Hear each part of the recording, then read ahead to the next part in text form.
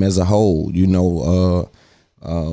come off the heels of young Dolph being murdered in his hometown. For those of you that may not know, rapper Young Dolph out of Memphis, Tennessee, was killed going to pick up some cookies. He was ambushed.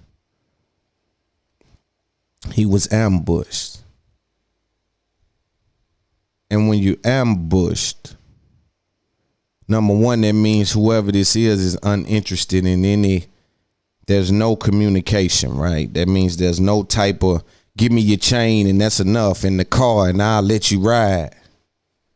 An ambush is a different thing. That says enough right there, right? So it's rough to handle an ambush. Then they go to saying, and respect to the family and the people. My job is to try to teach the babies how to navigate around the ghetto and navigate around providing yourself a different lane, right? And I just want to be clear with that, right? Because I know it's a sensitive time, and I got to talk about Soulja Boy, right? And the way that he handled this and how distasteful it is, right? And for us, and when I say us, if you one of mine, one of the ones that kind of understand the streets and done it they self. We not fucking with you vicariously through niggas.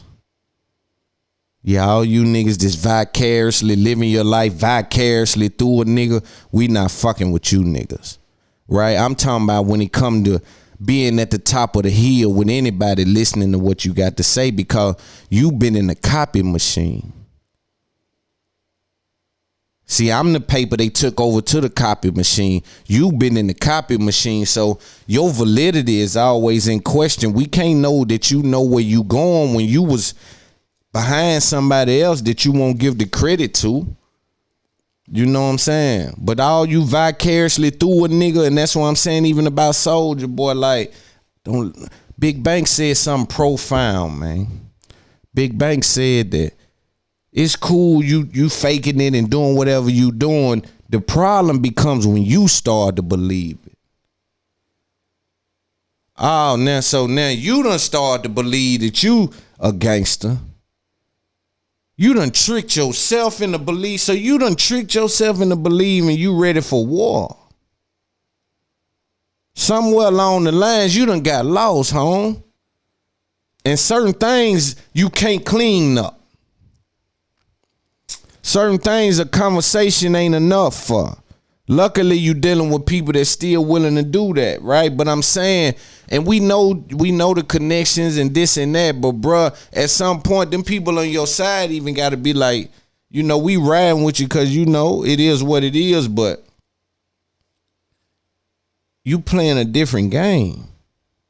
But before I get to that, let me just deal with the circumstances and the death of young Dolph, right?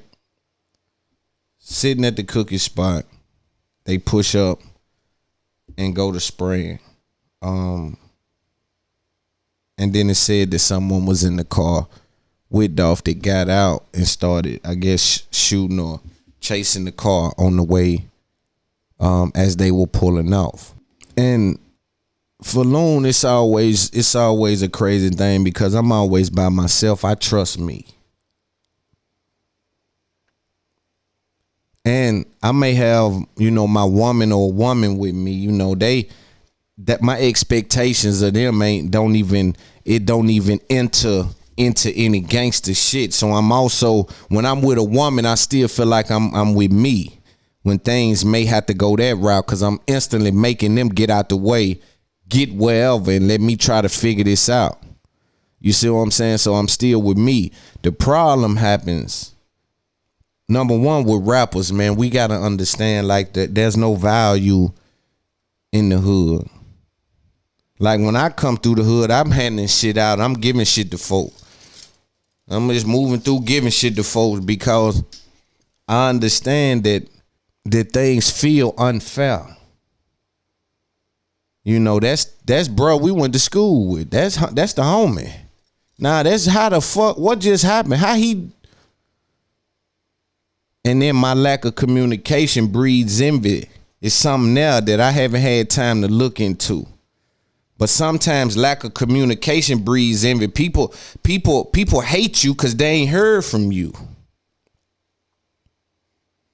People hate you because they ain't heard from you. They don't have anything you've done to them. You haven't took anything from them. You haven't communicated with them, which is bred envy to me.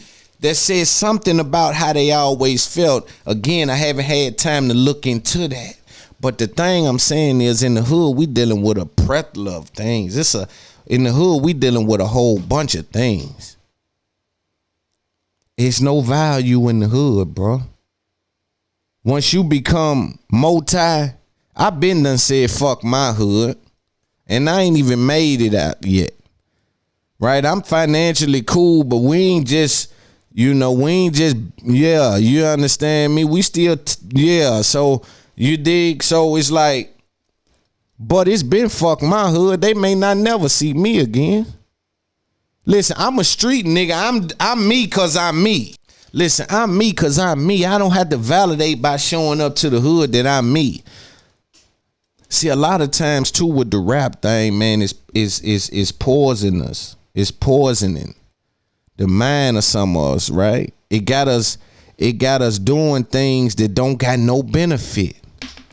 It got us doing obstacles with no reward at the end. Picture a dog running through all these mazes and all this for nothing at the end. The music, the soundtrack to these niggas' lives be in the ghetto.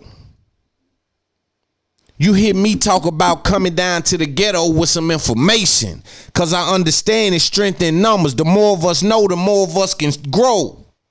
I get that. But when I'm telling you, hey, listen, popping up and showing up and just being in the hood cause I'm just in the hood ain't the thing to do. It'll never be the thing to do. The problem is you can trick people, right? So like if you ain't did it yourself, you don't have the information. So he was killed inside a cookie shop.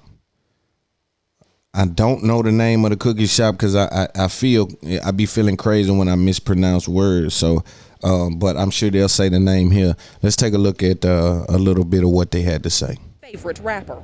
The part of Memphis is gone. Blasting his music, fans of young Dolph gathered outside the now boarded up store less than 24 hours after he was killed. He talked about hustling, getting out of Memphis, and giving back. And I'm just here to show my love and support. On the day of the shooting, the store owner told WREG over the phone the rapper was stopping by the location to buy cookies. Memphis police say he was shot while inside the store. Through a statement on Facebook, store management says, "We are heartbroken and saddened by the passing of young Dolph. He was a regular customer and loved Makita's cookies. Our hearts and condolences go out to his family." As the crowd grew outside the South Memphis location Thursday, Memphis police moved in to control the crowd once a few fans started spray painting the walls of the business with the rapper's lyrics and his name. Fans say Dolph's death now leaves a sad mark not only on the business, but in the community. This location would never be the same. Memphis would never be the same. Reporting in South Memphis, Kwame Trewellborn, WREG, News Channel 3. So, again, first thing I thought about is what's going to happen with the rest of those, with the rappers, man. First of all, I thought about his family, his old lady, and them like, yo, that's heartbreaking. But then I thought about he was at the top of that situation over there with about 15 guys up under him, you know, and